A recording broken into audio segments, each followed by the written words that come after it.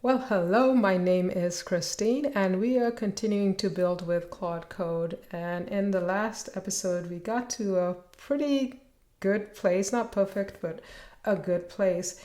And now we're just going to try checking the code into a remote repository and seeing if we can deploy it on Fly.io. But one thing I just remembered is that it's been a while since we actually went ahead and updated our implementation plan. So here we are. It's been a while, like I said. And as usual, we can ask Claude to update the implementation plan, but I probably would have done this a lot more if I had some kind of command. So if you've noticed within Claude, and I'll probably just start a new session. So I'll just clear. And so within Claude, you can create a directory of commands that it can tap into.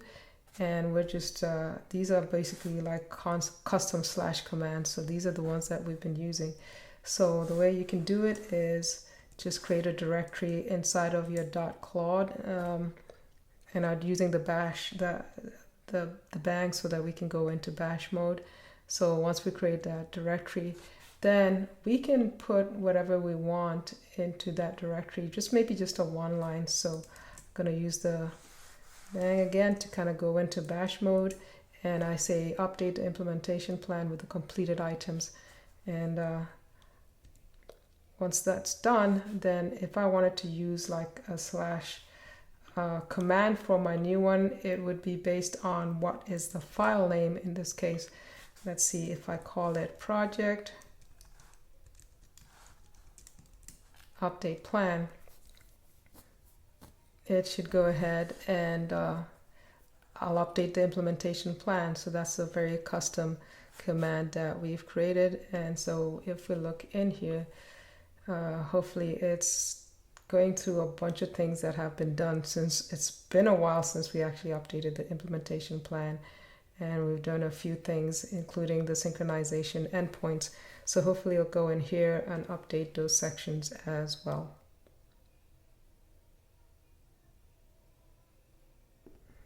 So after basically analyzing my code, it's gone on and it wants to check these items in. I say yes.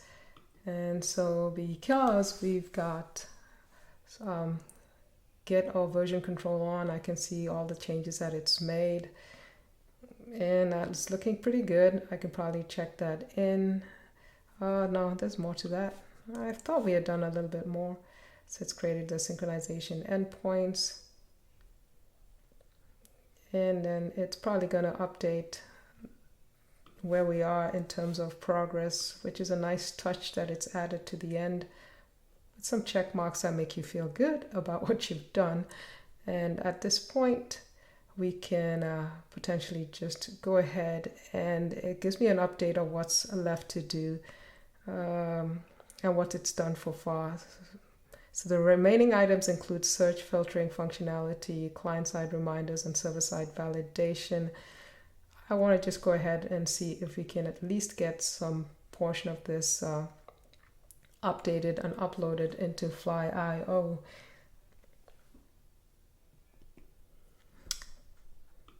All right, so we are at this point where I want to probably just set up some CI/CD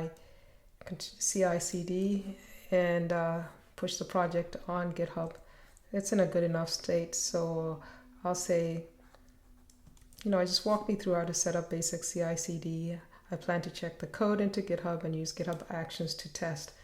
It would have been nice if I had actually put in some front-end validation code as well, but for now we will just make sure that the app builds successfully and all the tests pass. So at this point, I want it to explain to me what it plans to do, but don't make any changes. So it says that it's going to create a GitHub workflows directory and the root. It's going to create a workflow file for CI with two main jobs: type checker, linter, run tests, and build. So, all right, so I think let's implement this.